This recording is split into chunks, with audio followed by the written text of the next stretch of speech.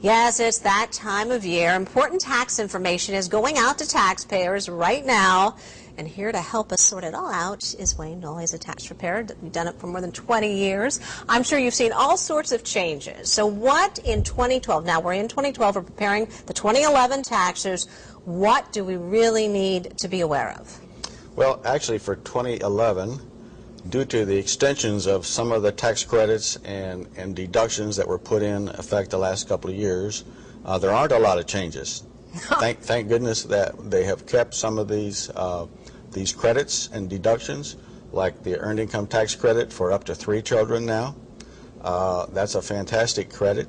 The education credit for college students, full-time college students, can now claim the American Opportunities Credit for up to 4 years.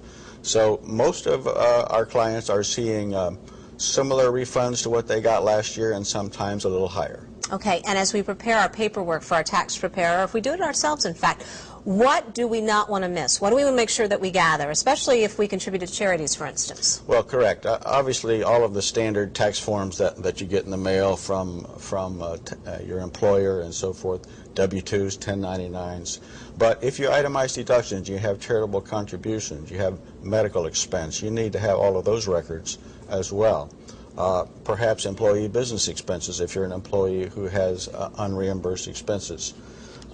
Your real estate taxes doesn't look like a tax form, but you need that for part of your itemized deductions. Okay, what about folks who maybe unfortunately went through a divorce last year, or maybe they got married? You know, a life change like that can really impact your tax bracket. Well, interestingly, it's strictly your marital status on December 31st that determines how you file. So it doesn't matter if you got married or divorced in January or December, it's December 31st. Okay. And the thing that often happens when a single person who maybe has children, has been filing head of household, gets married, they need to understand that that's no longer available.